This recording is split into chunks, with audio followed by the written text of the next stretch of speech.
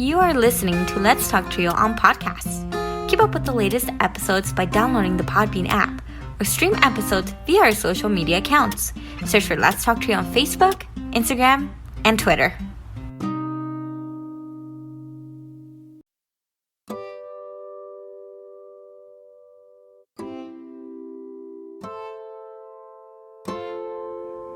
This podcast episode is brought to you by Lonsdale Publishing. Is your program seeking ways to assess your students' college readiness? Does your program need a tool to document the effectiveness of your program? Lonsdale Publishing is excited to offer the Strategic Learning Assessment, a 20-minute online assessment that provides recommendations and strategies to improve academic performance across 11 learning areas: communication, critical thinking, effective learning strategies, focus and concentration, growth mindset, persistence, seeking help, sense of belonging, stress management, test preparation, and time management. For as little as $3 per student, the Strategic Learning Assessment identifies strengths and areas for growth, along with tailored recommendations for each learning area. Want a complimentary sample account for yourself and 5 students? Contact Lonsdale Publishing at 727-389-8026. Again, that number is 727-389-8026. Or visit our website for more information at www.lonsdale.com. That website again is www.lonsdale.com. Lonsdale Publishing, your partner in student success.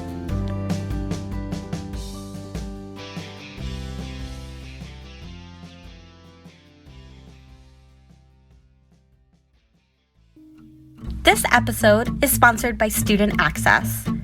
Student Access, the leader in Trio software.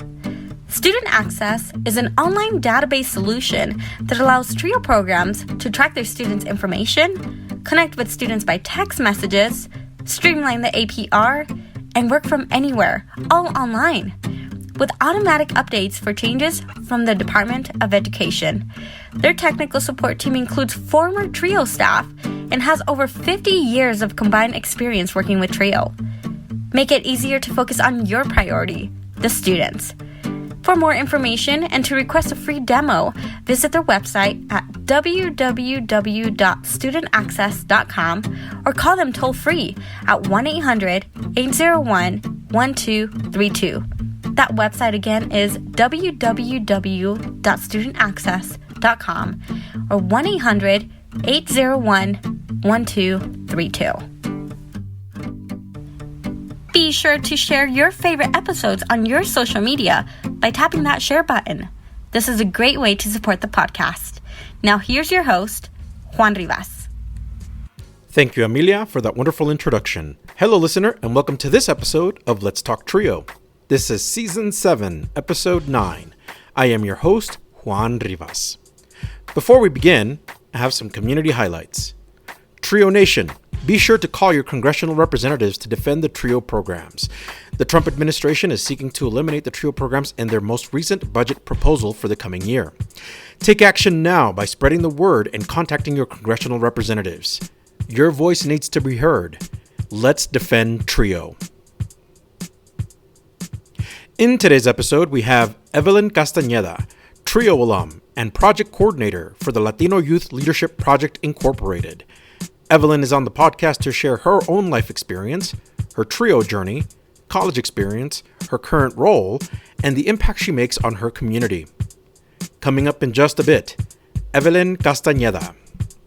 A heartfelt thanks to our individual supporters, Angelica Villalpando, Rosario Riley, Dr. Ryan Barone, Dr. Jamie Motley, Dr. Jeff Naputi, Angelica Valdez, Felicia Rivera, Eric Lamaster, Jeff Calden, and Jaded Electronics.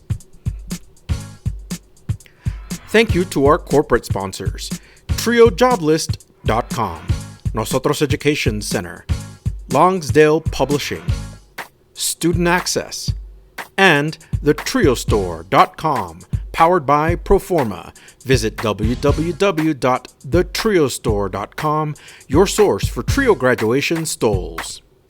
Thank you so much for your support of this podcast. You too can be a sponsor of the podcast. Head on over to Patreon and search for Let's Talk Trio. Choose one of 4 patron levels. You can support this podcast for as little as $1 a month. If you own a business that serves the Trio community and want to sponsor this podcast, we have different sponsorship packages available. Contact us for details. Become a supporter with a one-time donation to the podcast business PayPal account.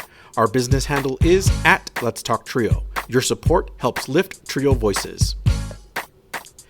If you would like to nominate a participant, staff, or alumni to be on the podcast, send us an email at letstalktrio@gmail.com. That email again is letstalktrio@gmail.com. Again, a great episode featuring Evelin Castañeda, Trio alum, and project coordinator for the Chicano Latino Youth Leadership Project Incorporated. Sit back, relax, and enjoy this episode. Hi, Trio Nation. My guest on the Let's Talk Trio podcast is a first-generation student who graduated from the University of California, Riverside with her bachelor's in education and a minor in Chicano studies, and obtained her master's from California Baptist University in educational leadership and administration. She currently is the program coordinator for the Chicano Latino Youth Leadership Project Incorporated, but has previous experience serving as the Scholars Retention Specialist for Trio Student Support Services, and she is also a Trio alum for Upward Bound and Student Support Services. In her spare time, my guest enjoys card making, scrapbooking, exploring local parks, and being with family. Welcome to the podcast, Evelin Castañeda. Evelin, welcome. Thank you, Juan. I feel very welcomed. I appreciate just being here. Thank you. Thank you so much, because this is our rescheduled episode because we were having internet connections last week. We were trying to get this thing started, and then before that, I think we've been trying to really see if our schedules can align for us to do this episode. Yes. I was telling my sister, I was like, maybe it was something in that day that didn't want us to record because we tried. We tried a Teams meeting. We tried Google. It was a lot. It was a lot, right? We were trying everything to get this episode recorded. Fortunately, now we have a very strong internet connection and we're able to do this thing. So thank you so much for giving us your time to record this episode. Thank you. No, and as well for your patience and understanding, even if I came late today. So thank you. Oh, no. You didn't come in later. It gave me time. So I'm in my office where the equipment's a little bit different. So I had to kind of rush, get a lot of wires together. So I appreciate that you gave me the time to do that. Okay, perfect. I'm glad it worked out. Fantastic. So how are you doing? How's everything going for you? Everything's moving by so fast. Yeah. I think the year just zoomed by. We're already in late April. May's coming. My sister told me yesterday, Christmas is almost here. I'm like, no, it's not. Who's thinking about Christmas? I was like, please let me enjoy spring. Please let me enjoy summer before we get to any holiday season. That is where I'm at, Evelyn. I think there's a lot of folks that are ready to rush to fall and winter, and us summer folks. I feel like you're a summer person. I'm like, no, let us enjoy spring and let summer get here because I want to enjoy summer too. Yes, that's exactly how I feel. I'm like, there's no need to rush. The year went by so fast already. We gotta chill. Absolutely. The pumpkin flavored whatevers can wait. Yes. We want to have our summer stuff. Yes, exactly. So now I understand that you recently moved to this new position. How are you enjoying this new job? Oh, Juan, this has been such a new experience for me. Definitely a job that I always wanted, but didn't know I was going to have so early on in my career. Mm-hmm. I'm learning so much. So with this new job, it's an education nonprofit, a statewide education nonprofit. I was an alum of it in 2017, so I do have some background information on it, and volunteered for it as well last year. And it's so interesting when you're part of a program and now you work for it because you get to learn so many just little in and outs, all the context of what's going on. And yeah, it's definitely a big role. I sometimes overwhelm myself as I'm learning all the new tasks I have to do. And also it's an inaugural position as well. So I'm doing a lot of that startup work, Wow. reconnecting with folks. I'm getting my own network since it's a small nonprofit. So like how can we get people to volunteer or if we need any speakers? So it definitely gives me room to grow as a professional, to network, but also to, I guess, rekindle old relationships, professional relationships that I used to have. That's awesome. I know we're going to dive into your job here in a little bit, but I really want to get the audience to let them know that this is a new position for you. And it being an inaugural position, it comes with a lot of there's a lot of newness to it then.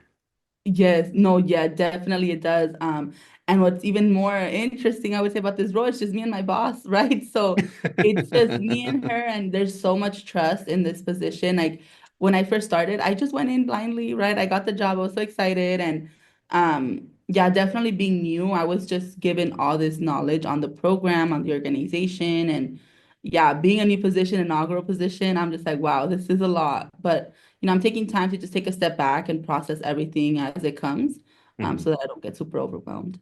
Absolutely. What is something you want to accomplish in 2025? So we were talking just a little while ago that we're in April of 2025. For those of us who really want to enjoy the year, right? We're reflecting and thinking about what's still to come. What is something you want to accomplish in 2025? Oh, Juan, for 2025, I want to get organized, whether that be professionally, both personally. But I think that would be the best thing that would happen in 2025. But Uh-huh. so far, my highlight would be getting this new position, right? I mean, I interviewed for this job in December. Well, actually, if I could just tell you the backstory of it, Oh, go I for it. applied for this job in November. Hmm. November 1st. I didn't know how to drive yet, Juan. I was like, and Really? this job was an hour away from where I lived. I'm like, it's gonna happen for me. It's gonna work out. So I interviewed for the job. It was a phone call. Then it was an after the phone call, that's when I had my driving test, and I'm like, I'm gonna pass. I'm gonna pass. It's gonna happen. I Yeah. passed. Luckily, I passed. January Awesome. 2nd, I had my interview, drove on the freeway for the first time. Oh, wow. Got to the interview. I guess I slayed it because I got the job, Juan. Well, congratulations also on two fronts because one, you got the job, but two, that you mastered driving and mastered driving in a freeway in California. Yes. And now I'm taking the freeway every day. Yesterday I had a 3-hour drive back home from Oh my Pasadena gosh. to Riverside, and it was a mess. But that has been honestly my highlight of 2025, having this new opportunity to grow as a professional and to meet so many new people. And I think in a way also having someone that believes in me, right? My boss has been so amazing. She's a servant leader. She always tells me, Evelyn, don't just see me as a boss, see me as a mentor, which I think having a leader in that way is so important because not only do you have someone who believes in you, but also someone who shows you that trust. So from 2025, that would be a great highlight. And also, I adopted in April. So I'm officially a mother, and I guess that would be my other highlight too. My new job, a mentor, and I legally adopted earlier this month. Really? Oh Hmm. wow. How's that experience for you? It's been a while. It's been so wild. I started fostering last January, and it was crazy because I didn't give birth, so I got the baby on a Sunday and I went to work on Monday, and I got Wow. them at 3 months, right? But luckily my boss at Trio, she was so amazing. She listed all the benefits that I had as a professional, like as a staff member at UCR, and I was able to get 2 months off paid.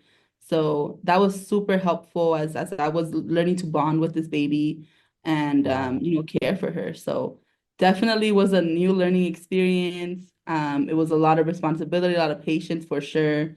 And I've had her for a whole year and now she's mine.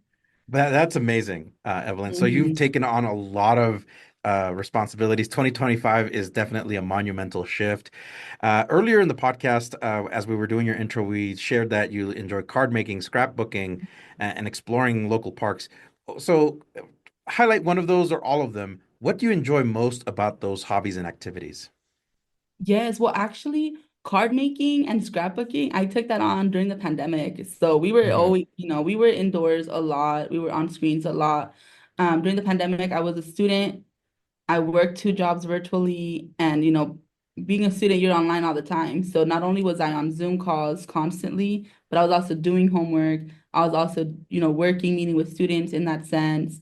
So I was a lot of screen time, and I needed to find something that allowed me to not look at the screen. Hmm. And through TikTok, I was able to, I was always into junk journaling, just like gathering all these different scraps and putting them on paper. But Hmm. seeing how people created so many beautiful layouts or just documented their memories through pictures and stickers and glitter, Hmm. that all Hmm. really caught my attention. So during the pandemic, I took on scrapbooking to just document like how life was going. And it's so funny because I was recently looking through my scrapbook and I have a I have a layout of like my COVID test. I mean Hmm. the COVID shot, the Oh yeah, the card. Yeah. yeah, the card. I have a picture of the Band-Aid and then also like my screenshot of my appointment at Rite Aid. Oh wow. I'm like, this is a moment in history. Definitely something to keep forever. So Mhm. all of that really built for you. And is it more and more like to archive and to remember or to display? Yeah, where does that fall for you? That's a really good question. And I think for me, it was more of like that archive, right? Because I documented all of 2022. Like I was looking at it, and every single day of that year, I documented it. And Hmm. looking back, I was like, wow, this is amazing. Like I can go back and be like, oh, this is where I was, this is what I did. Hmm. And I'm the type of person, I love physical pictures. So every month I try to print out physical pictures and delete them from my phone because I think it's so important to have those physical memories. Hmm. And then um and where is it taking me now? Like right now I took a pause on scrapbooking and card making Hmm. just because of the baby. I have more responsibilities and my job. I'm working more. Hmm. And I haven't had time to invest time to create, but it definitely has been so relieving of stress and it allows me to see something I create. And I love creating things. And I know with card making, I do a lot of happy birthday cards, get well cards, when we would have a new staff member at Trio, I would create a card for them like welcome to UCR. So it was always nice to see something that I create and give it to somebody or just see it displayed as is. That's awesome. So Hmm. we're going to rewind the clocks just a little bit, Evelyn. Can you share a little bit about your upbringing? What was that like for you? Yeah, Juan, it was tough as a Oh yeah? first gen low income Latina Uh-huh. from South Central. Definitely, I would say it was tough. So, I am one of eight, so I have seven siblings. Wow. I'm in the That's a large middle, raised family. by Jeez. yeah, there's a lot of us, but it's been a journey, and so I'm in the middle, so I'm the fifth born. I have four older siblings and three younger siblings. Grew up in South Central Los Angeles. Definitely, I would say where I grew up in my area, I was very isolated. I was reflecting back on this moment. I was Hmm. like, wow, I didn't know what a mall was. I had never been to a Target, never knew Hmm. what Walmart was. Like all of these big chain stores, Hmm. they were not available within my community Hmm. and my mom didn't know how to drive, so it was public transportation. So I love public transportation. I mean, even up until last year, I was taking the bus and the Metrolink everywhere, Oh wow, right? yeah. So that's just a lot of where I am now. But in terms of my upbringing, yeah, I grew up in South Central Los Angeles, moved quite a bit, attended five different public schools, and I learned so much, Juan. Like as I reflect now in this moment, I was like, wow, being in so many different communities allowed me to not only network with different people, learn how to navigate different spaces, uh, Hmm. adapt to new resources, right? Like the bus changes, the bus routes, or learning, how to use a tap card, or it's just so. It was just a lot in terms of that sense of navigating new spaces and Hmm. meeting people and being able to Hmm. adapt and be flexible because things can change any time. So that was a little bit about how I was growing up, but it was definitely it was fun. I would remember a lot of fun moments, but also remember a lot of moments where I'm like, oh wow, like I probably shouldn't have been doing that, right? Parentification happens, and I used to take the bus by myself every day as studying Oh second grade. wow. Yeah. So and looking back, I'm like, oh my God, that's scary because I see a second grader walking in the street and I'm like, oh wow, like he's small, he's little, right? Yeah. So definitely like that was a lot of more of my upbringing is doing things a lot by myself. Hmm. But also having that from your mom, right? Like she had that trust in me, knowing that I wasn't going to do something wrong. So Yeah. on my end, it was like, oh, I can't mess up because she's trusting that I do it right. We'll be right back after a word from our sponsor. Are you seeking guidance to enhance your TRIO project's effectiveness and success? Look no further. Nosotros Education Center, NEC, is here to empower your TRIO project with expert consulting services. NEC's mission is to promote the effectiveness and impact of TRIO programs. Since 2003, NEC has specialized in providing professional development and in-service staff trainings, allowable cost services, for TRIO projects across the country. The team at NEC, with over 60 years of combined TRIO experience, offers customized workshops and seminars for project staff, compliance assessments, external evaluations, working on and submitting APRs, database customization and training, development of policies and procedures manuals, and project implementation or reorganization services. Additionally, NEC has secured over $774 million in federal funding with a 92% success rate through their live and on-demand proposal workshops, assistance with data collection and review, detailed technical reviews, and comprehensive proposal development services. Join the hundreds of colleges, agencies, and TRIO projects across the country who benefited from NEC's expertise. Nosotros Education Center, your partner in TRIO's project success. Visit their website at nosotros.edu.org. Again, that's nosotros.edu.org.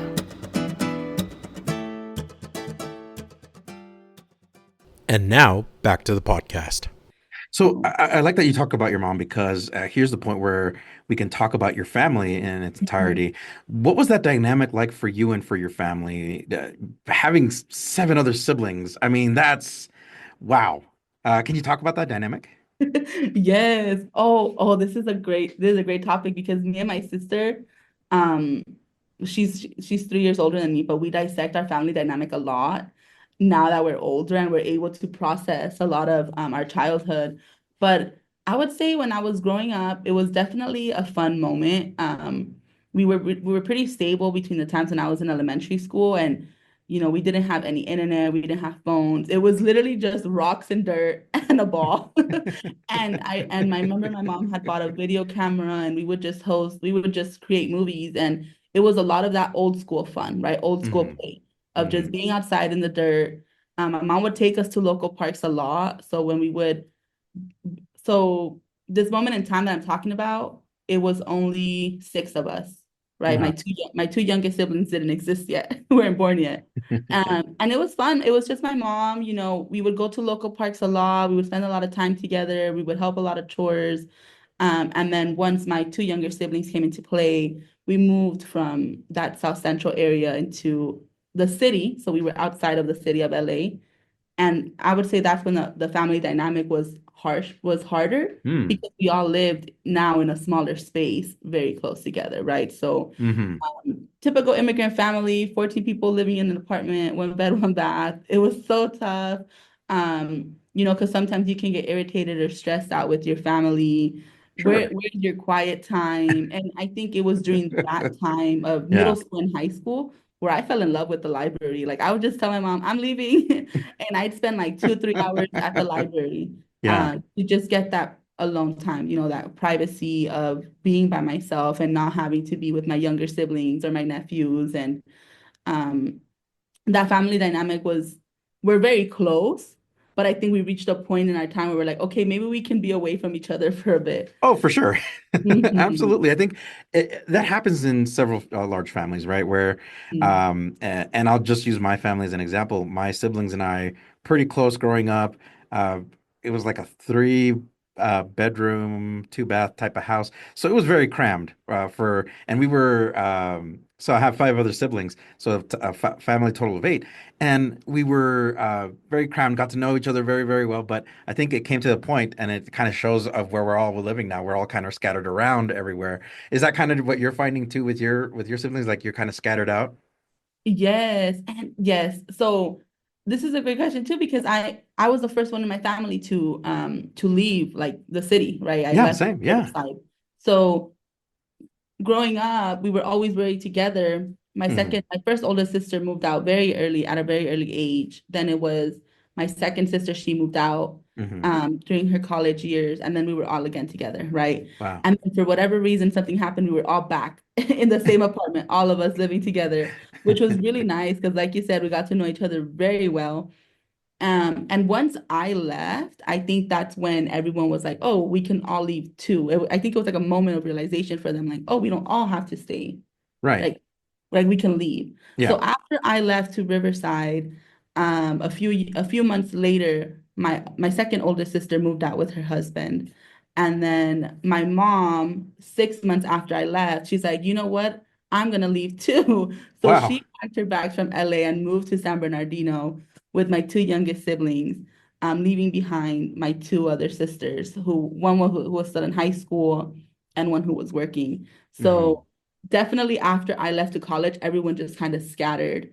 And that was the first time we were all not living under the same roof. Wow. How would your Mhm. family describe you?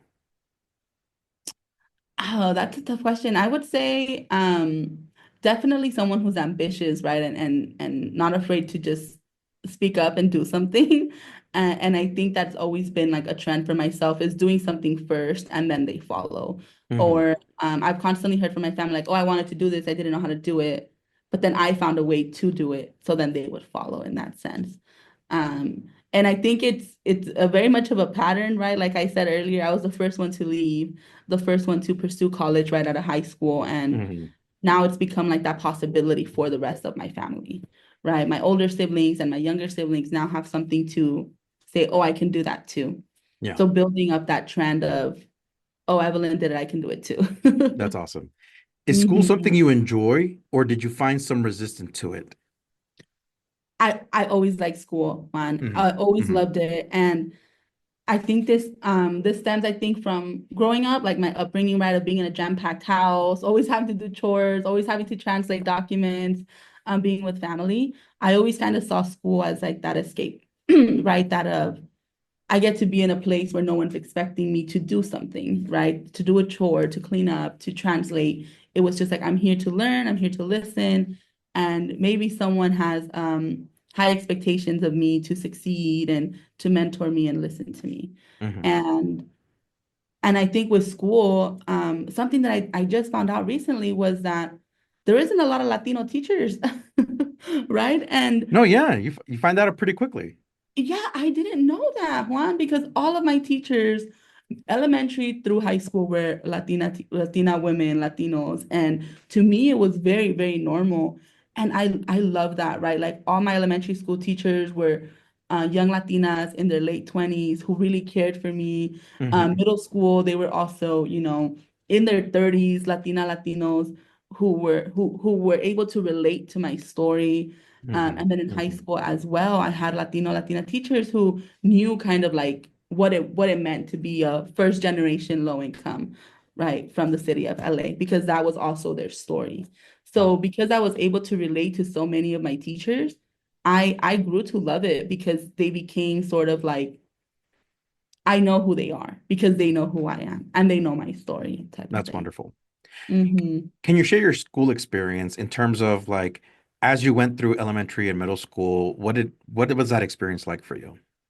Yes, and that's a great transition too, right? So elementary school, I mentioned I went to five different public schools, but I went to two different elementary schools. One of them I was in a dual language program, Hmm. and I it was amazing, right? Like I mentioned, all my teachers were Latinas, young Latinas, and being able to speak Spanish with them was great. I now I see how that has impacted me as a professional because I speak Spanish interchangeably with my students or in professional settings as well. But elementary school was definitely so amazing, so many great resources and support. And then when I switched over to my second elementary school, that bilingual education stopped because it was no longer accessible, right? Hmm. It was no longer available in that school. And I believe it was during 2011, 2012, in LAUSD, there was like a pop-up of like 10 new schools, right? I think there was they built 10 new schools because of capacity. So I ended up attending a school that had just been built, Oh, meaning there wow. was new teachers, there was new administration. So everything was just starting, which is why bilingual education wasn't available. But Hmm. it was during that transition of schools where I realized like, oh, this is a completely different setting, right? Hmm. Like the students who are attending this school are not like the students I used to go to school with. It's just so interesting when you get to see like the dynamic of students that you're with. And I think I realized that at a very early age. Like I'm a very observant person. So I'm Hmm. like, oh, these students are able to behave this way. Like I didn't hear a bad word until I got to fifth grade.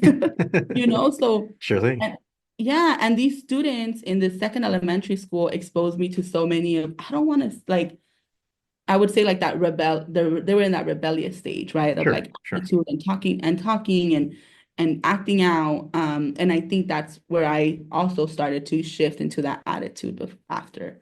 Yeah. Um, and then for middle school, I didn't go to my home middle school because we ended up moving deeper into South Central. So I went to a middle school where I didn't know anybody. And this was a predominantly a Black and brown school. Hmm. But again, I loved my teachers. They were amazing. It was a block schedule. I definitely learned a lot about myself in terms of like who my peers were. And again, the students in this school, in this new middle school, were completely different from the elementary school because these were students that were, I would say, more like me, right? Where we come from that immigrant background. Um, we were walking to school every day, taking the bus. Like it just felt so like community. That's what it felt like. Right on. And Was there then, yeah, go ahead. Sorry. oh, sorry, continue. Go for it. Go for it.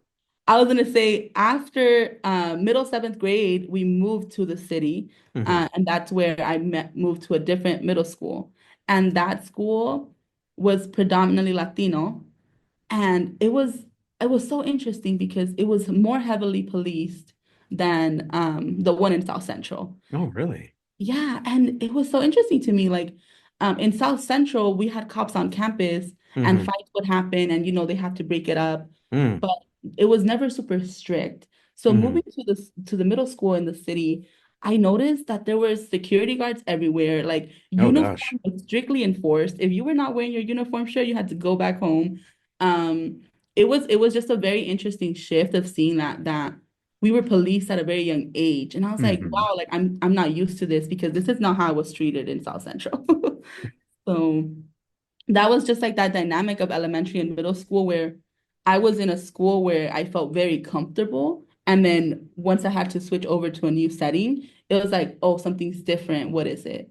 Yeah. Right? Like, what is this dynamic that I'm realizing? And I think it's just, that community and the community definitely impacts who's going to be in those spaces, the teachers, the administration, the leadership. And yeah, I learned so many different patterns of education in Absolutely. that sense. Absolutely. Mhm. In reflecting in your experience with school, was there a particular favorite subject or class that you really enjoyed and gravitated toward?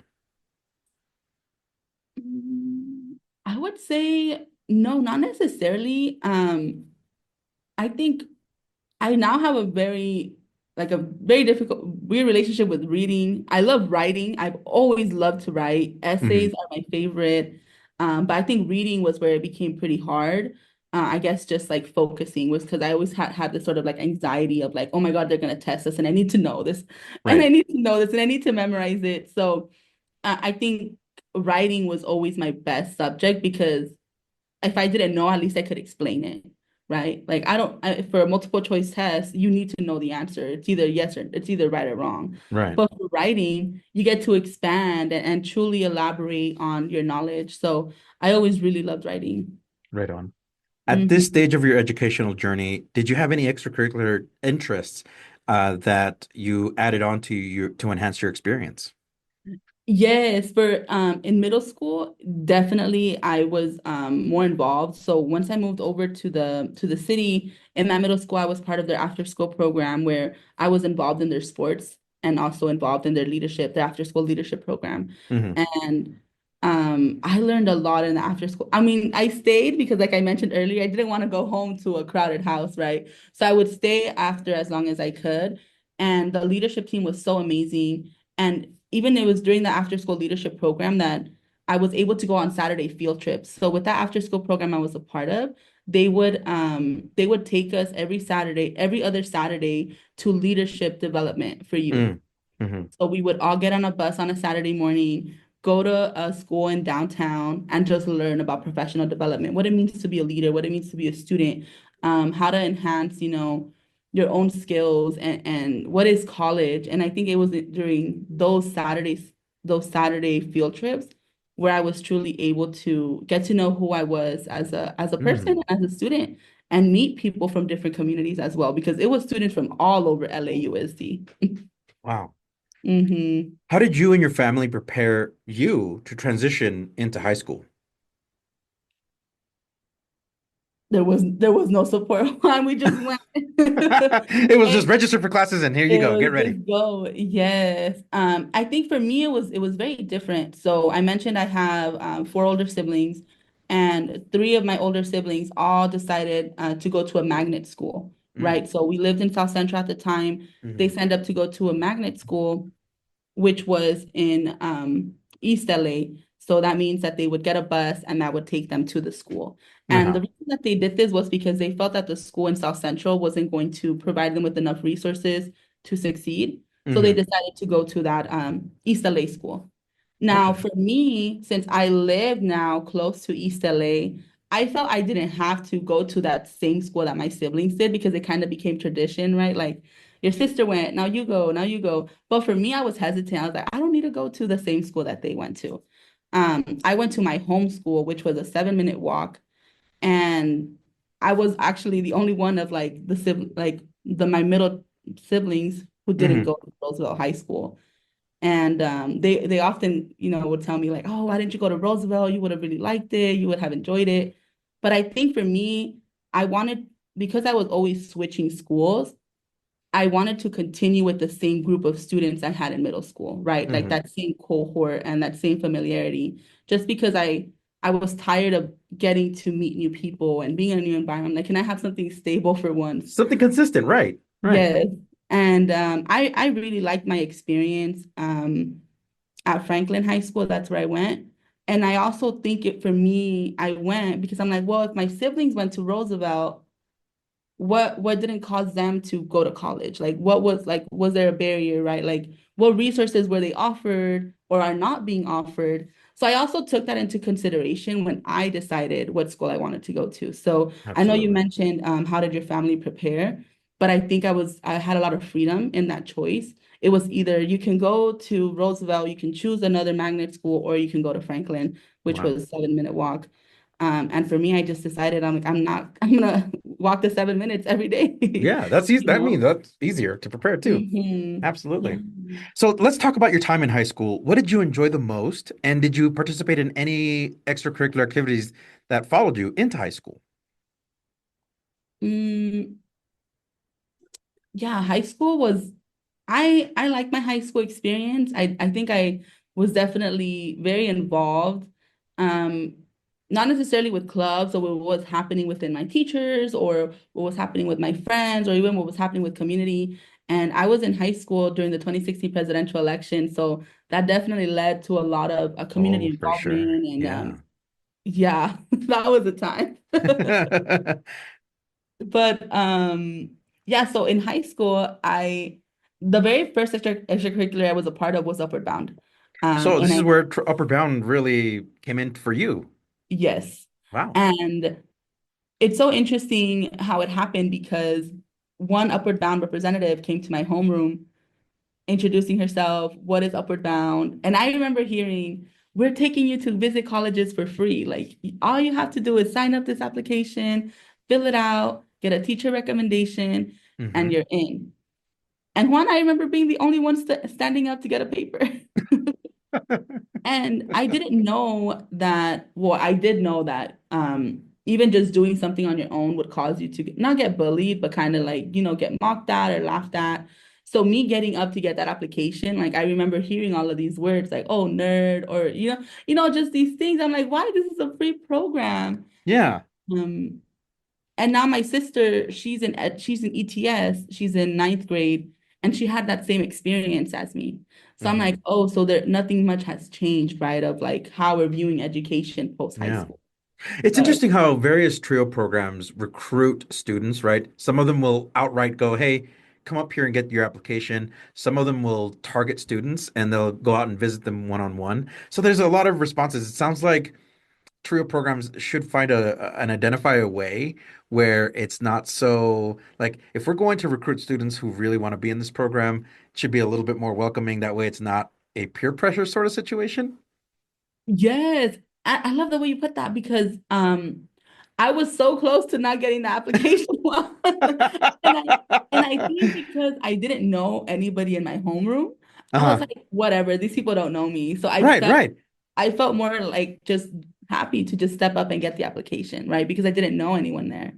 But yeah, I think if it was definitely maybe like a tabling during lunch or after school, maybe it would be slightly more welcoming, or even like a information session at the college office. But yeah, that was when I first got introduced to Upward Bound, and it like changed my life in so many ways. I'm so grateful for it. And even through high school, like any other extracurriculars I was a part of, Hmm. um, I was part of the after school program as well with the after school leadership. And it was the same program that I was part of in middle school. So it was Hmm. just a high school setting. I was also I was part of JROTC Oh, for two wow. years. Yeah. And now as a professional, I went to a workshop on like military education, and it was like, wow, like it was a full circle moment because I'm like, oh, I experienced that in high school and I know what it's like, Yeah. I know what it looks like, and now I know its value, right? I was also I was a part of an after school program called Immigrant Justice Advocates.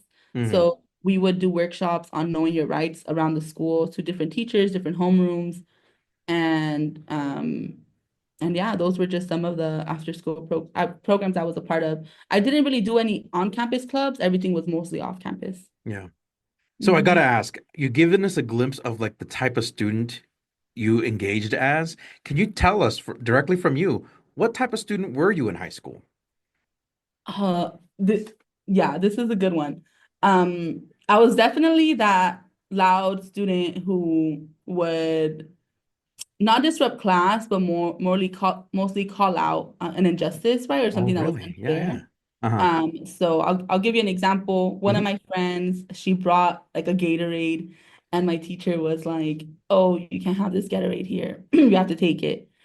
And we were like, "What?" And everyone was just let it happen. And I was like, "No, this is so unfair." So I like jumped into to like interfere with this sense, right? Oh, And wow. I'll Yeah, also yeah. share, Juan, like during my high school years, I had a lot of friends who were part of the LGBT community, somewhere who were transitioning.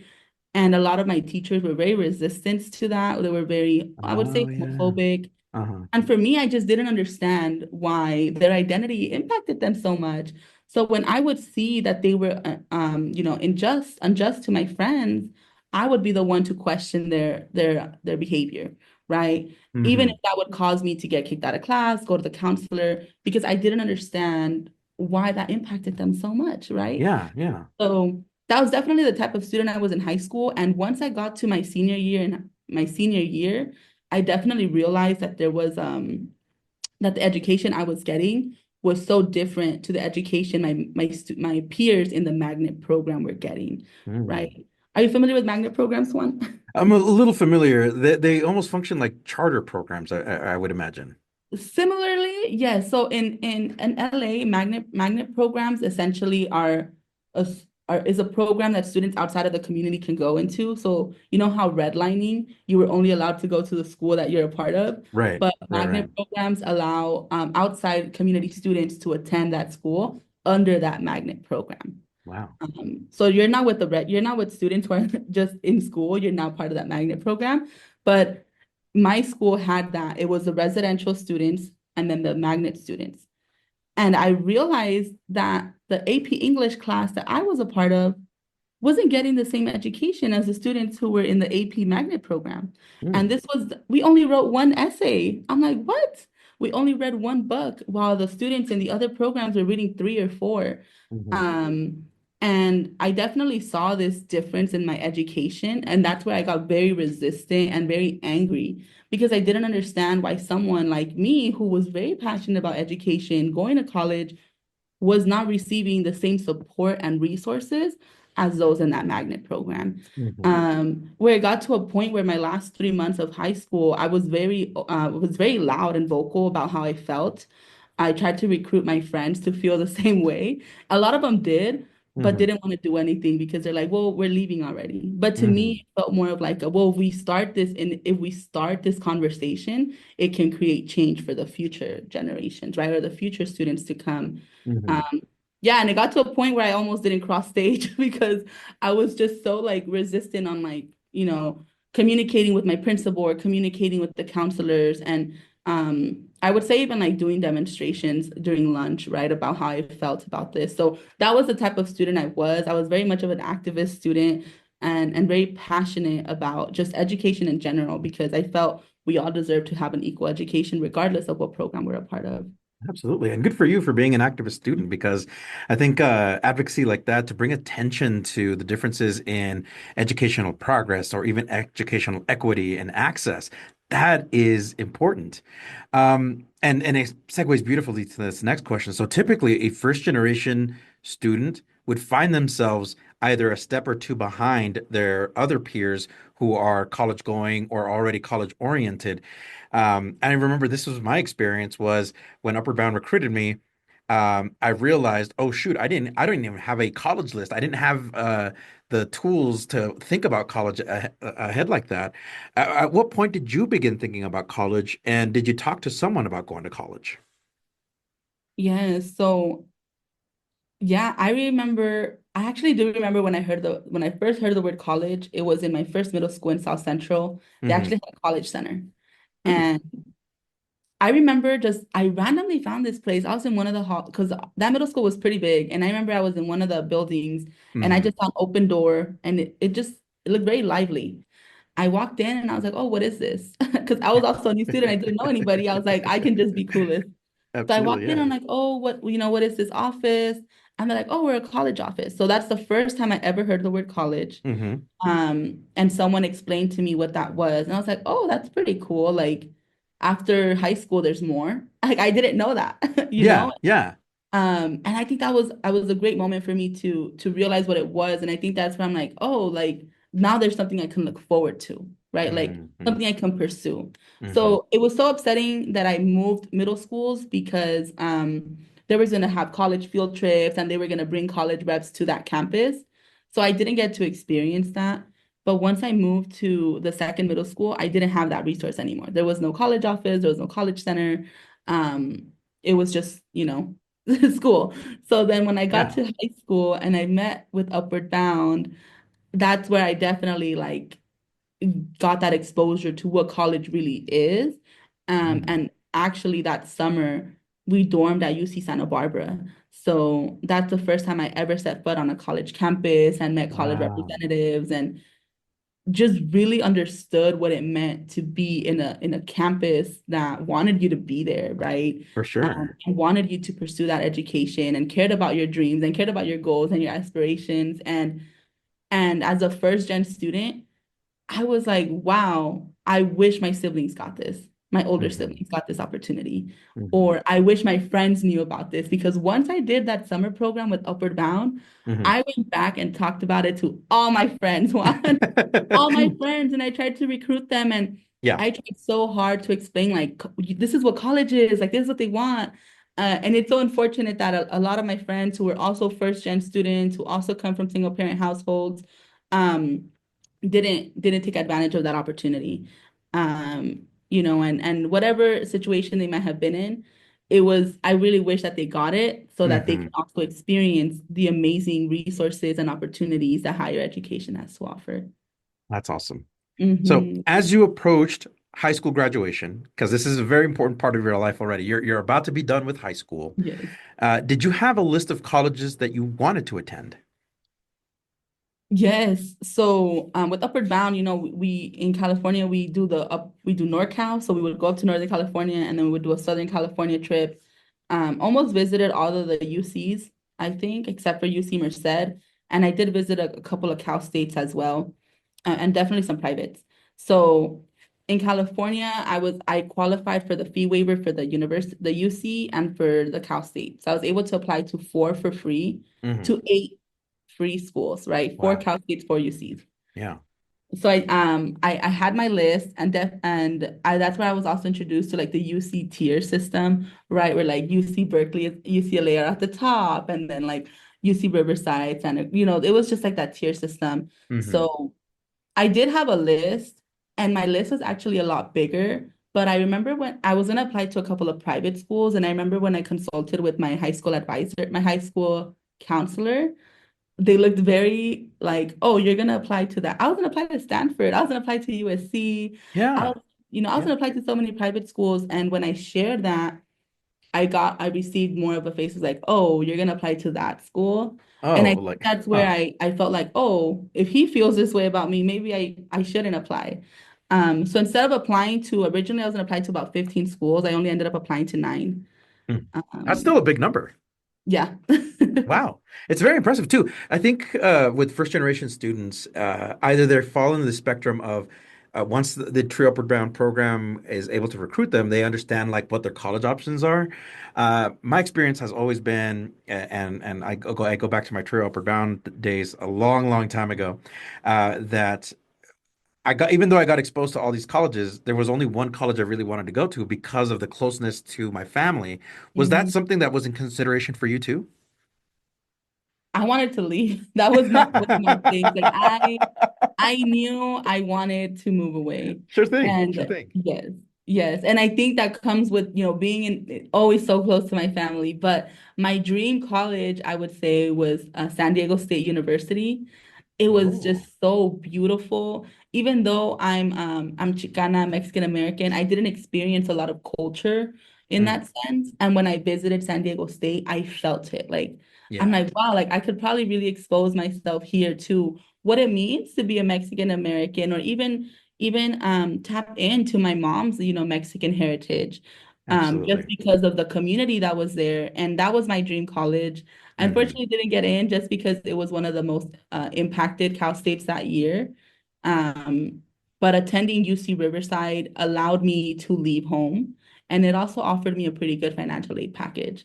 So that became, like my next best choice. Absolutely. Absolutely. Can you Mhm. talk about your high school graduation? What did that mean to you and to your family? I think for me, I saw my three older siblings graduate. So to me it just felt like I have to do this. And unfortunately, I think for me it was a big deal because I did give a high school graduation speech. So I was Mm. really excited. I was super happy, super proud. But I think also being the middle child, my siblings were like, okay, wrap this up. Like, let's move along, right? So I didn't feel like I had the opportunity to really take in what that moment felt for me. And even now, as a professional working with high school youth in this nonprofit, we talk a lot about the high school dropout rates. I'm like, wow, like I surpassed this, like I should have been able to celebrate that moment more and maybe received a little bit more praise from my family. Yeah. But for my family, it was definitely of like, yes, you did it. Congratulations. Let's move on. Wow, wonderful. Mhm. Before I move on to the next question about your college experience, I really want to emphasize the impact Trio Upward Bound had on you. So, from moment of recruitment all the way through to graduation, what did you learn from Upward Bound, and what were some of the services that they provided to you? Wow, Upward Bound was amazing. I think the best thing I got out of Upward Bound was probably that mentorship. And as a previous trio professional, I see all the love and care that goes into these students, right? Like my trio mentors definitely cared. They would always ask questions, they would always offer guidance. And I think that's what I really needed at that time was someone to listen. And they definitely provided that space. So in addition to just being great mentors, just the field trips and the exposure to college was all I needed to really have an aspiration. And also like we over the summer we dedicate a week to career exploration. So many different stories I heard about different professionals, so many stories about like, people who are working in the medical field. And I was thinking like, wow, like maybe I want to pursue the medical field, or maybe I want to go and become a politician. And it was because of the networks that they had that they were able to provide us with that exposure.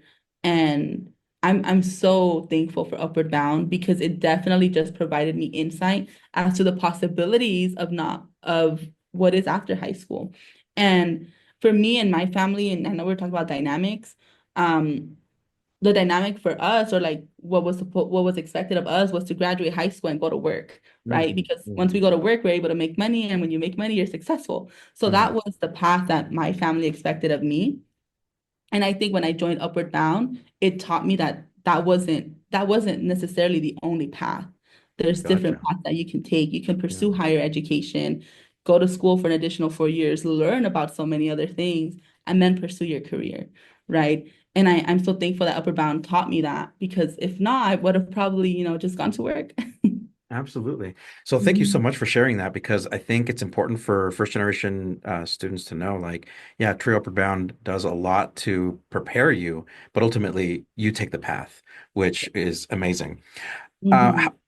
Thinking about the semester or right before you entered your first semester in college, did you do any preparations like over the summer to prepare to set foot in college?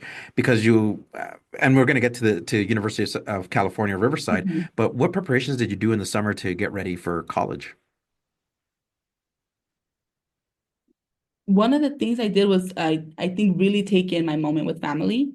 I think being the middle child, and I was really close to my mom. Hmm. I tried in a sense to prepare them to be without me, if that makes sense. Because I did a No, lot, yeah, yeah. I think for my mom, I did a lot of every time my siblings would go to school, I would do all the documents, emergency contacts. I would fill out everything that needed to be online. I would do her signatures. I would help my siblings with their homework and go to the store, and I would do a lot of like that work. So when I was leaving, I had to be like, oh, they're gonna have to do this without me. So I had to in a way prepare my other younger sister, like, okay, if my mom asks you to do this, this is what you're gonna do, right? So as I was preparing to leave, I was preparing my family to be without me. But for Hmm. myself, entering college, one of the things I was doing, I did a lot of research. Hmm. Um, I spent that whole summer looking at all the different opportunities available to me at UC Riverside. I know we're gonna get to that, but I watched so many YouTube videos. I read so many articles because I wanted to be intentional with what programs I joined at UCR, and how I wanted to engage as a student, and what I wanted to be a part of. So Hmm. I spent a lot of time on YouTube that summer. So really researching and getting to know like what to get ready for mentally and Yeah. figuring out like what college life would look like. I got a pause here, Evelyn, because there's I remember my own college experience and having to prepare. So and I'm sure you had a similar experience with Upward Bound had a bridge summer, right? Did you participate in that like the transition before you get to college, or did you not participate in the bridge? No, I don't think my Upward Bound offered that. Oh, okay. Instead, like the nonprofit that I was under, it had a college program. So after I graduated high school, we were done with Upward Bound. Like that was Oh, it. so that was it. Like once you graduated from high school, it's like, all right, you kind of on your own. Yes. Wow. So, So yeah. yeah, and I applied to their college program, and I had to interview for that because it was also like a scholarship. Hmm. So when I did get into that, I transitioned from my Upward Bound professionals to now the College Success Program professionals. Hmm. And they hosted, well, because my school started in October. Hmm. I had like 2 months, and everyone from the Cal State started in August, so I had like an extra month. They hosted workshops on like networking and socializing, and building your resume. So I participated in the workshops that that college program offered, which I think also really helped me prepare for my time at UCR. Awesome. So Mhm. you chose the University of California, Riverside. What is it about this college that drew you to it, and what did you really like from it? Well, I remember when I first visited this campus, one of the a tour guide said the UC Riverside is the most diverse UC, right? And that really stuck to me. Uh-huh. And I think when I visited that campus, it just felt like, oh, I could be here. Like I got that moment of like, yeah, I could see myself here. Whereas when I visited UC Berkeley or UCLA, I always kind of felt like, yeah, these might be great schools, but I don't feel like I could walk these halls. Not necessarily because I couldn't, but more because I didn't feel at home or I didn't Hmm. feel like I could, just be there. So when I visited UC Riverside, I definitely got that moment of like, yeah, I could see myself walking here. It was a beautiful campus, so many Sure. grassy areas. The bell tower is beautiful. Um, and there was just so like every Wednesday they have a club fair. So I was physically able to see just how much opportunities were available to me. Hmm. And I think I really enjoyed that.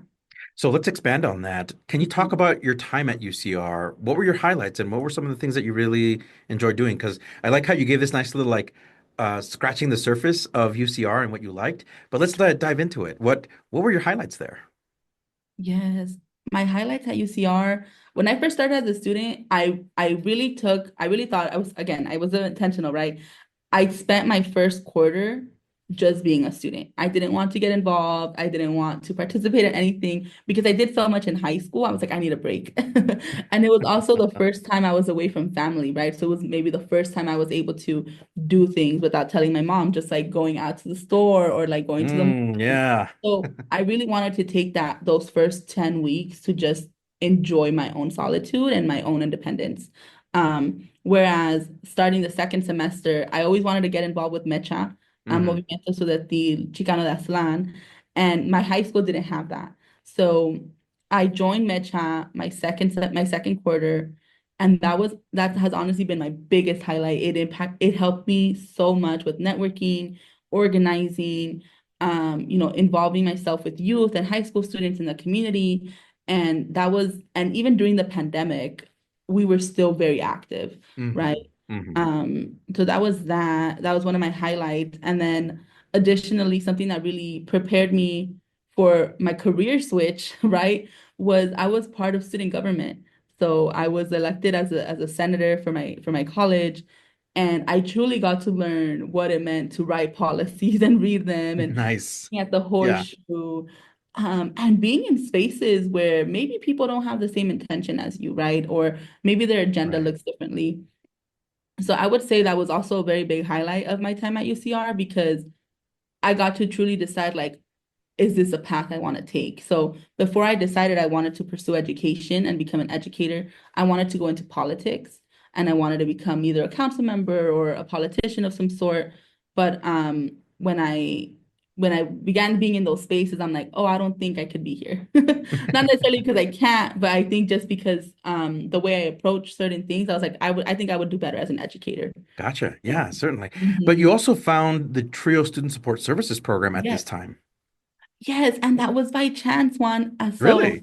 yes, at UCR, I remember so many people told me look for like in Upward Bound, they're like, oh, just check out Trio.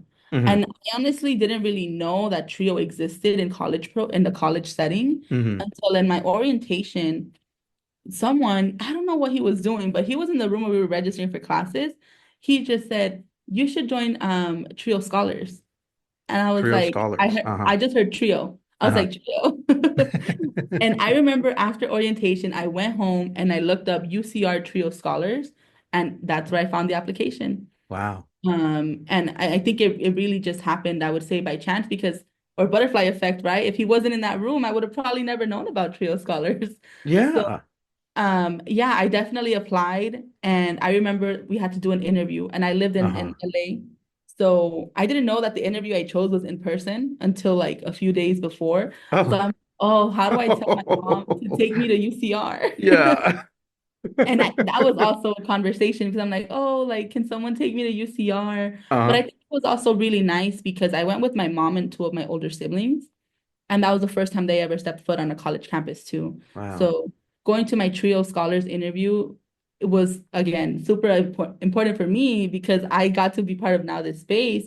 But I remember my mom, like she talks about it still to this day, like, oh, I remember when I went to UCR for the first time, Oh, and my yeah. siblings who got to experience what it was like to be in a college campus. Absolutely. Before I ask Mhm. you this next question, can you tell us a little bit about the support that the Trio Student Support Services program at UCR gave you? Yes. Yes, my first year at UCR, I was so excited. I'm like, oh, I love to be part of a community. We had an office for ourselves. And I've always felt that with Trio, it just felt like familiar, right? Like everyone who's in that space wants to be there. They want to talk about That's college. true. Yeah, They're passionate, because I think Trio is a voluntary program. So you decide that you want to be there. So every time absolutely. I would walk into that office, I was always greeted with a smile. I was always welcome. Someone would talk to me, right? Either if I knew them or not. And it definitely offered me that just community space.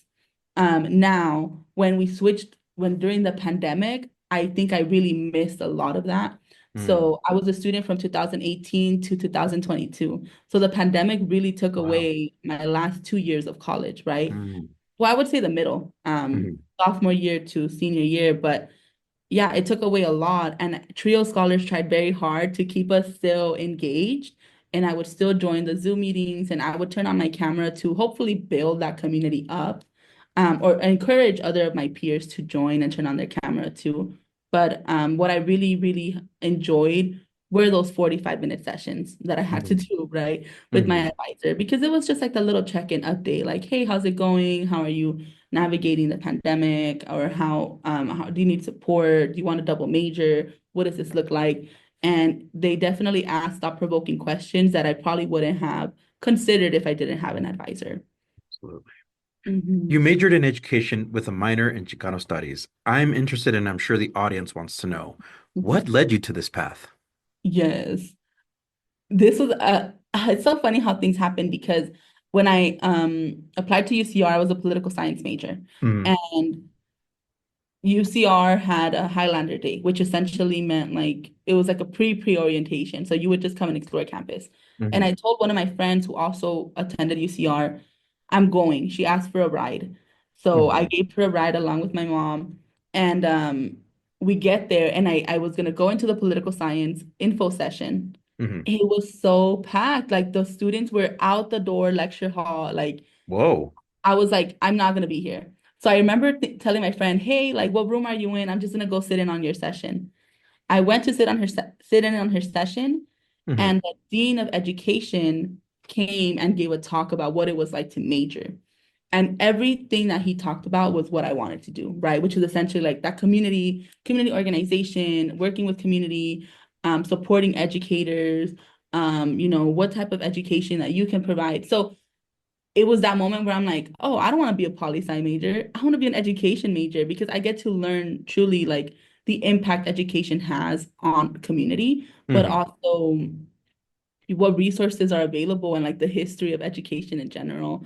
And Right. as I mentioned, and I'm sure that you've heard before, like education meant so much to me when I was in high school. So when I heard him talk, I was like, wow, like this is everything I'm passionate about. And he's just putting it into words. Like Wow. everything he felt, he put it into words perfectly. Wow. So after that Highlander day, I the next Monday I called UCR and asked to switch my major and they did it immediately. So that was that. And with That's Chicano amazing. studies, Yeah. yeah. Yeah, it happened so fast. And then with Chicano studies,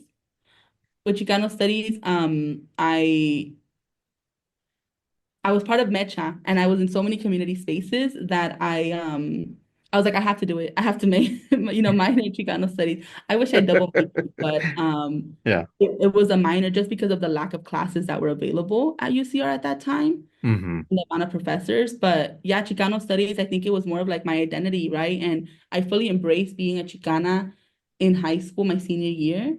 And being in those classes, I truly learned like the culture, the importance of this identity and what it has to do historically, and who we are. And me being Mexican American from LA, like I experienced a lot of that Chicanidad.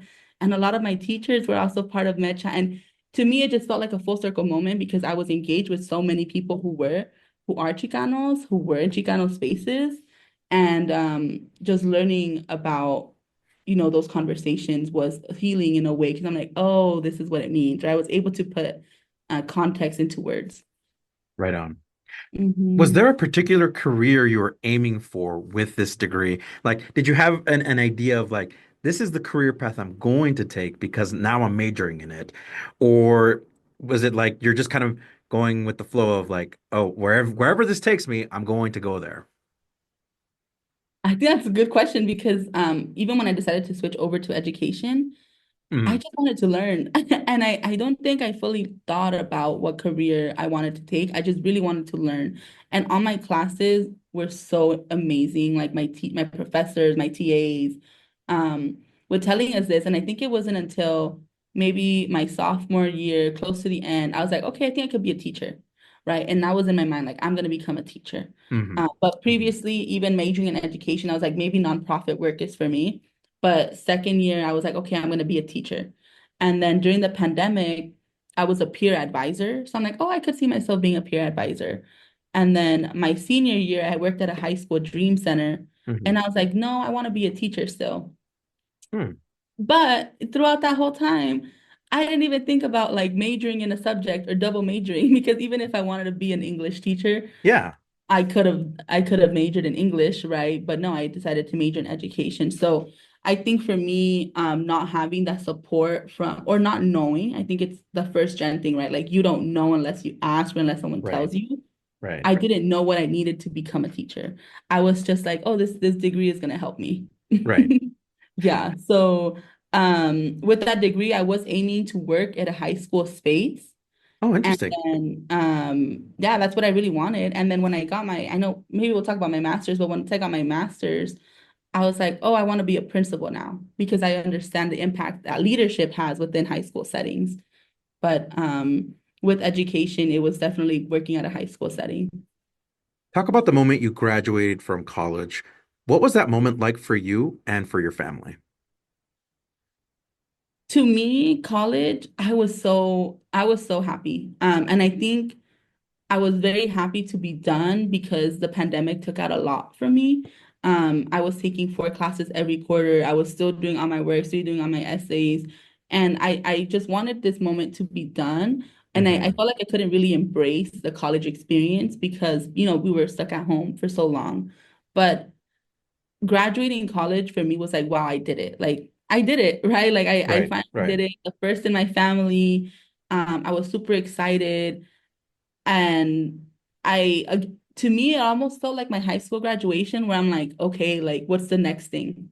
What's the next thing I have to do? Like, and I couldn't really fully take it in. But I know for sure I was definitely proud of myself. And I wish I took more of a moment to sit down with my thoughts and my feelings to fully process what this meant for me. Hmm. Because even I look back now and a lot of my peers, they paused their education during the pandemic because it Oh was yeah, yeah. they're like, I can't do Zoom school. Hmm. Hmm. And I never considered that, like, wow, like how many people left their education because of the situation, but I was able to persevere and still continue, right? So I Yeah. really wish I took more of that time to just process. But for my family, I guess this also comes right with like being the middle child. It was like, okay, let's move it on. Like, not that it didn't matter, but to them it was like, okay, like just another graduation day. Mm. It's done. And even during my graduation day too, I remember my family was like, okay, where are we gonna go eat after? I'm like, what? Like, you guys want to see my certificate? Like, you guys want to see my degree? Yeah. Right. So, Yeah. it definitely felt like just like a moment just happened so quickly. Yeah. But to Wow. me, I know that I was very proud of myself for being able to handle and navigate school during a virtual setting, a hybrid setting too, because in 2022, everything was going like the in person, but not. So being Yeah. able to navigate that, all while being away from family too, right? Not having that support system or your family support, was a lot. And I think now for me, it meant just being able to do that on my own. And Hmm. for my family, it was like, okay, yeah, she did it. Now this opens a possibility for us, but let's get it moving. It was, Absolutely. yeah. What plans did you have as a career after graduation? What did you already have like jobs lined up? Were you still searching? Was there a process there? Yeah, so when I graduated UCR, I was still working at the High School Dream Center, and that's definitely a job that I wanted to pursue because again, it was nonprofit work, it was working at a high school setting, working with youth. But I didn't really have like a career Hmm. in mind.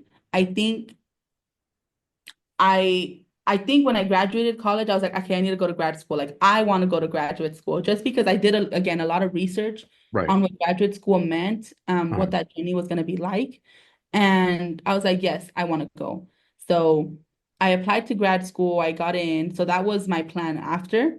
But in terms of a career, I just knew I wanted to work, whether anywhere. I just wanted to get Yeah. experience Get a job. and Yeah.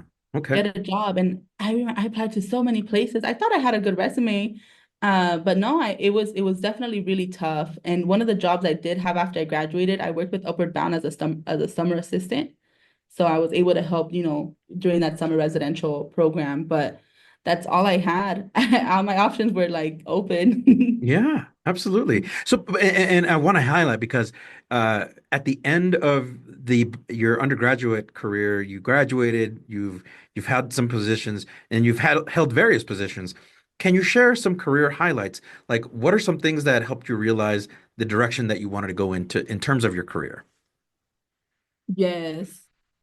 I think so. One of the similarities that my jobs had in common was that mentorship. Do you work for a trio? What program do you work for? One. Sorry. I'm an advisor for CSU Oh, Online, so I no longer work for Trio, but I'm still, oh. yeah, an Okay, well, associate you're an kind of. advisor, right? Yeah. I Advisorship. assumed. Yes. But it was that advising that I really, really liked. So when I was at UCR, I worked as a peer advisor, Hmm. and I I I remember connecting with so many first year students during the pandemic, and I was their not gleam of hope, but they looked forward to having a conversation with me because it was a check-in, right? Hmm. Like, oh, Evelyn, you're holding me accountable. Oh, Evelyn, I look forward to meeting with you because I wanted to share with you this. Or I submitted my essay. So it was knowing that I was someone's like accountability factor, right? During the Yeah. pandemic. So I really Yeah. enjoyed that. When I worked at the high school dream center, I got really close with four students, and they would always come in when I wasn't in the office, to just check in again, like, oh, Evelyn, I wanted to share with you that I joined this club that you mentioned, or I submitted my application for this scholarship, or I looked into Upward Bound, right? Or I'm a part of this. And it was because of the knowledge I knew that I was able to provide to them that they felt like they had someone checking in on them. They had that accountability factor. Yeah. And when I graduated from UCR, funny, during our closing ceremony with Trio, I told my advisor, I was like, oh, like, you just graduated with your master's. Maybe I could take your job because I could do it, right? Because I was amazing Oh for it. wow. Yeah. Yeah. And to me, I said it as like a joke, but I also felt like I'm like, yeah, I think I could do this job with Trio if it just takes advising. I've been doing that for 3 years. Hmm. Um, I could do it, Yeah. right? And coincidentally, over the summer, as I was ending my job with Upward Bound, I got a call from the Trio director and said, like, hey, Evelyn, your advisor just left Trio. She got a new job. Oh wow. Yeah. Do you want to work part-time with us while we're looking for someone full-time? And that's where I transitioned into being a Trio professional, and um, knew that I wanted to work with youth or college students in that way of that informal mentorship advising. So I always knew that that's something I wanted to do. So can you talk about that time in your Trio experience and as a Trio professional? What did you enjoy most about working with Trio? Because this was a full circle moment for you. You went from Trio student to Trio professional. Yes, yes, it was. And I think this was so hard. That transition was really difficult for me because even something that I've always known about myself is I'm very passionate, I'm very optimistic, I'm very excited. I love giving students or just people in general, right, like hope and excitement and transitioning my energy onto them so that they also get that excited feeling. Absolutely. And I think when I came into the Trio office, it was going into like this cultural shift of change, right? Because everything that happened during the pandemic kind of wiped out the community that they used to have. So Hmm. now it was time to rebuild that community. Hmm. And when I started at Trio, everything kind of felt very, it is what it is. Like whoever comes into the office. Like we're not going to be chasing students to come in Hmm. or whatever. Hmm. But to me, I was like, no, like Trio is so important, like in students' lives. And if they're coming from Upward Bound or ATS, where there's just so much hype energy around being a Trio student, I Hmm. want our Trio scholars to have that same energy and feeling. So I tried very hard during my time at Trio to create that community. And I'm happy to say I did, because even now, my previous boss or my previous colleague mentioned that. But working at Trio as a professional was difficult because I was the youngest in my team. Hmm. And that has been a trend in all my jobs that I've had. I've always been the youngest one. So it was navigating how to become how to, you know, how to look like a professional while still being authentic to myself, right? Or not losing myself to Absolutely. fit this mold of professionalism. And can you cover what is it the most, either your highlight or the thing that you enjoyed most about working in Trio? Yes, at Trio, I was retention specialist. So I worked as a front desk, and I also advised 45 students, and I oversaw the peer mentor program. So there was definitely like a lot. And I think Trio definitely taught me how to multitask. Oh, for sure. Yeah. Um, and also like how to prioritize. So I'm so thankful that it taught me all of these skills. But what I enjoyed most was greeting students into the office. Every morning, every day when they would come in, I'd be like, "Hey, good morning." Where it got to a point that I knew all of my students by name. So even though I had a caseload of 40 students, Hmm. I still worked with all of our 140 students because they would come into the office or when they would do Wow. programming. So I got to know a lot of my students personally. I got to know them very well, to a point where I'd be like, "Hey, like why don't you update me on the scholarship? Did you get it? Or like you told me you were gonna go to this club meeting. How did it go?" And I knew them by name, and I think the students felt very comfortable and welcomed in that sense. Where I got students say like, "Oh, I have an hour before going home. Like I just came to hang out with you, Evelyn, right?" Yeah. So I'm so happy that when I was working at Trio, I was able to build this community of trust and welcomeness and openness. And I think that's what I really enjoyed. You also pursued a master's program at a different institution. Can you talk about your decision to do this, to pursue a master's program? Because anybody would say, wow, more school. You're going to add more hours to yourself. You're going to keep yourself super busy. What was your decision behind that? Yes, a lot of the people I knew professionally had a master's, I would say. Hmm. And I would always ask them like, "Oh, what was your master's like? What was it like?" And they always had positive things to say about it. And I also always heard if you get a master's, you'll be more competitive in the work field, right? So while I was deciding to pursue my master's, I'm like, okay, it was so late in the game, Juan. Mm. I graduated in May. I graduated in June. And it was April when I'm like, I want to go to grad school. So my grad school journey should have actually like initiation, right? Should have started as a junior where I can begin preparing for that, Oh, yeah, right? yeah. Uh-huh. And yeah, so I looked into so many different college programs, I mean, master's programs. A lot of them required letters of recommendation, which unfortunately during the pandemic, I was never able to build a relationship with my professors because, I mean, some of them also had their cameras off, right? For So sure. Yeah. it was really difficult to build that. And I also didn't feel like I knew any professors well enough to ask for a letter of rec. Hmm. But I found Cal Baptist University. Um, Luckily for me, the application was free. There was no essay. It was like just submit your application and based on your transcripts, we'll determine if you qualify. And that's what it was. And I know you mentioned a different institution, but I knew that I didn't want to pursue a master's at UC Riverside just because I wanted a new setting. So like this was the first time in my life where I'm like, maybe I need a little change, right? Hmm. I want to be at a new campus, new resources. And that's why I decided to pursue Cal Baptist. Also because it was an online program and it allowed me to work full time. So I was in a time in my life where I had to financially support myself. FAFSA was not coming in anymore. And I'm like, I need to work. So pursuing my master's at Cal Baptist allowed me to work full time, to be a student still, and then do school on my own pace. Right on.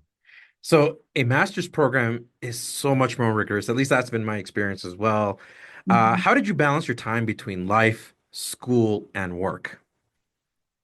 That one was tough. Luckily, when I started my master's program and I also started working with Trio, but because I started with Trio as a part-time, I had off Fridays off. So I essentially had like a 3-day weekend.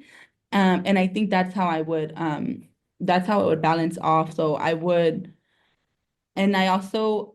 to be more of a student in my master's programs, like actually be prepared and consider everything. And because it was a topic that I was more passionate about and all the classes were very specific, I looked forward to my lessons, to my readings, right? So I think this was a shift in mindset too. Like I actually want to be here. I'm going into debt to pursue my master's. Like the least I could do is care about my homework and my classes. So I think me being in that mindset of like, no, I need to do well really helped me, but also balancing time. I was working 8 to 5, and then on Fridays I was off.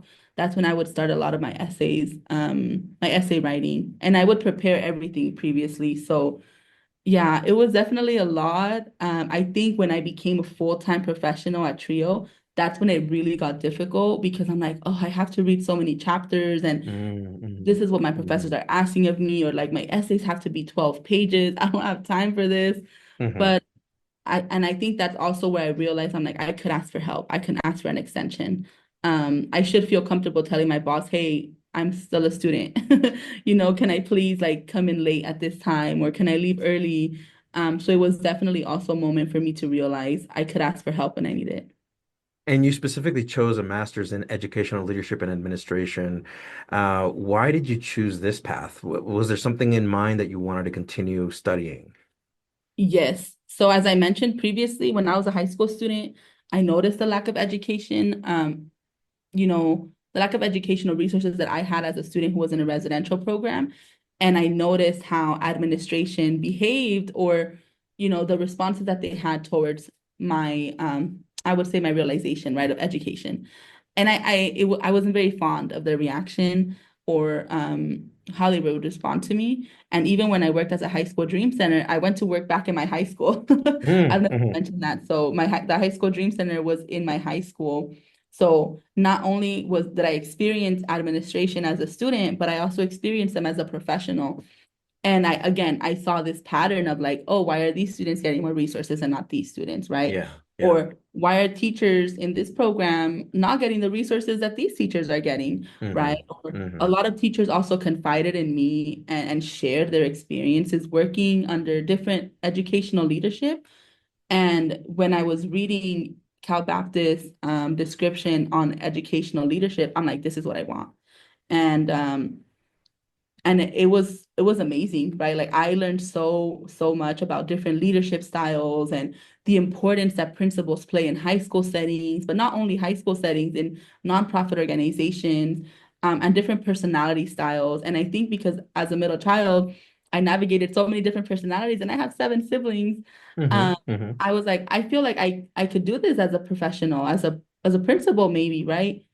Navigating different personalities, how to lead, how to become a leader, and make leaders, and get them to succeed too. So that's ultimately what made me choose educational leadership, was for that purpose of hopefully leading others to become their best selves too. Did graduating with this master's program hold a different meaning for you that differed from your undergraduate? Yes, it did. It really, really did. And I think it's because at this moment in time, my family was like, okay, she likes education. Or like she likes school. And I think that's when they finally realized like, oh, this really means a lot to her, right? So Right. even after high school, even after UCR, my master's was like, oh, this really does mean a lot to her.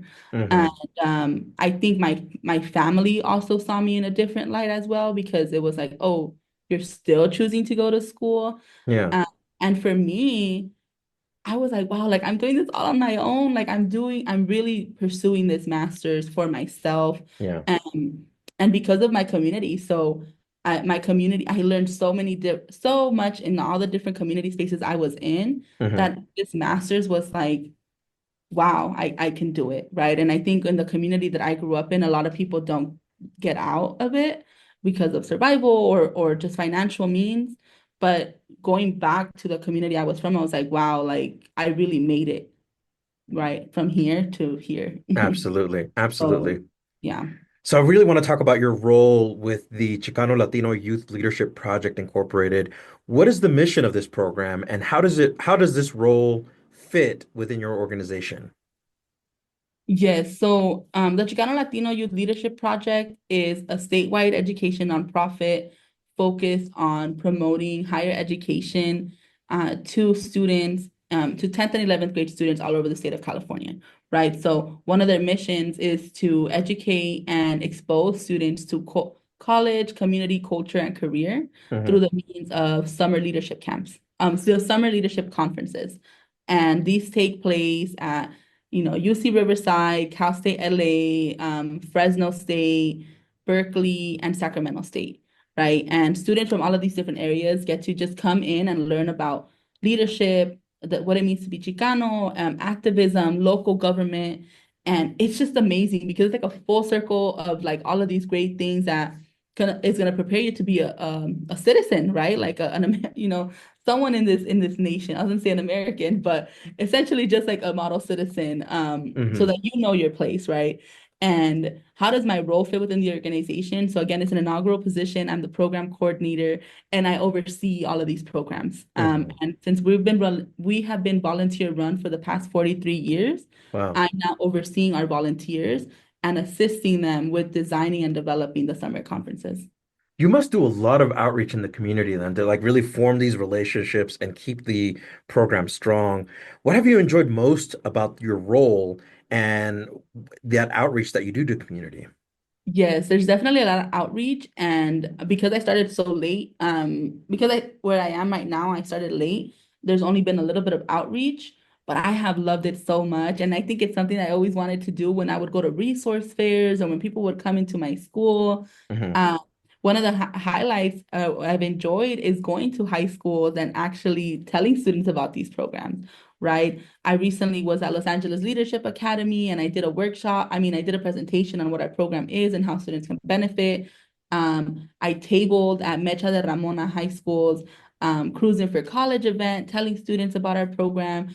And it's been nice to connect with students in a different way. And Hmm. the way I also feel like I'm doing what I wanted to do when I was in high school, right? Like Yeah, exposing students to the possibilities after high school and saying, if you join our program now, you can start thinking about what you want to do that's and just awesome. kind of planting the seed, right? Planting the seed of what the possibilities are. So as you reflect on your career, and I know you said like even in high school you were thinking about doing this type of work, as now you see it come to fruition, is it what you expected? Yes, but I didn't know it was going to be so much work, right? I'm like, wow, there is so much that goes into this, like the preparation, or even sometimes like, so my job is very flexible. I don't have it's not a 9 to 5, which Hmm. is unfortunate. It's good and bad at the same time because you really have to know how to prioritize your time or organize your Sure, time. sure. But I'm definitely working late nights, right? Because I'm meeting with volunteers and they're professionals, so they have a 9 to 5. So I'm Yeah, adjusting my schedule. I didn't consider that I would be working weekends. So, now my Saturday mornings or my Sunday mornings are completely different. But it's definitely just been an adjustment to the type of work that I'm for doing. sure. Hmm. But it definitely is still so purposeful, still so meaningful to me because I get to connect with parents, with teachers, with community leaders, and just tell them about the importance of our program and why they should invest in us and also expose their students to our work. That's amazing. What do you Mhm. see yourself doing 5 to 10 years from now? Are you going to be doing the same work or is it going to change, you think? I don't know, Juan. I think this is where I'm very like, where am I going? Because previously, before I started this role, I was gonna be a teacher. I gave myself my timeline was to work at Trio Scholars until 2027 because I wanted to leave the same time the cohort that I started with left, Uh-huh. right? So 4 years, and then I wanted to pursue my teaching credential. Hmm. Hmm. But I wanted to save enough money because I mean, if when you're a teacher, you have to not work, right? You have to Oh, commit yeah, yourself to yeah, that. And I had to prepare myself financially. So that was my goal to become a teacher. But I think now that I've transitioned into this role of nonprofit work, now I'm thinking like like this is a career role now. Like oh, my for boss sure. had mentioned it, like Evelyn, I want to build you up. I want to make sure that, you can take over my job if needed. So Wow. now I'm thinking like, where am I gonna be? And do I still want to go back and work at a high school setting? So I'm still in that reflective mode from where I see myself. Transitioning into this next question wonderfully because now that you've experienced being a student in college, what advice do you have for TRIO students listening to this podcast, whether they're in Upward Bound, Student Support Services, McNair, or those students like in the Educational Opportunity Centers who are thinking about returning to college or maybe being a non-traditional student returning to college? Yes. I want to say to make it general, right? Because there's so many different trio students is just trust yourself, right? Trust yourself and your capabilities and stay true to you. And I think that's something that I've learned throughout my 4 years, Hmm. throughout my 8 years of being a trio student, but as a professional as well, is just staying true to yourself and knowing your capabilities because once you know what you're capable of, you're able to move forward. And one of the things I do want to share as well is that for a lot of trio students, um, I know for a lot of students in general, right? We're always told find a mentor, find a mentor. And it's so important to find a mentor, but sometimes you can't find one. And I think that's my story. Like I was never able to find a mentor, regardless for whatever reason. It's like tap into your community, right? Tap into your friends who are also going through the same thing. Talk to your trio advisor because you know they're gonna listen, right? And ask them for help in that sense. But tap into your community, reach out to those who are surrounding you. And again, just staying true to yourself because once you're changing who you are, to fit a mold, it can only hurt you. So, and another great question because, or one great answer to the student portion of it, but now transitioning into the professional part because, again, you were a trio professional. Mhm. What advice do you have for trio professionals listening to this podcast? For true professionals, I would say this is definitely passion work, For sure, right? right? Yes, yes. And working in trio, I can tell you, I poured my heart and soul into all of my students. Like I look Absolutely. forward to meeting them every single day. And I know Hmm. there's a lot of trio professionals who do the same thing because I experienced them, right? But being able to listen and not dismissing students when they're asking you for help. Because I know for myself, it wasn't with trio professionals, but when I would ask for help, for other, either whether it be professionals or other staff on campus, I often got dismissed, right? Like, oh, you got this, you can do this. And I think with Trio, students are coming to you because they feel that comfort and they feel that support since they're meeting with you maybe every semester, every quarter, Hmm. going to programs. You have become a familiar face to them. And Hmm. they feel comfortable asking you for help and sharing certain stories. And I think it's knowing that you're there to serve them and you're there to help them, right? And it's passion work ultimately. Absolutely. Using only one word, describe yourself. Amazing. Amazing. I like it. I like it. Very good. Why amazing, if you don't mind me asking?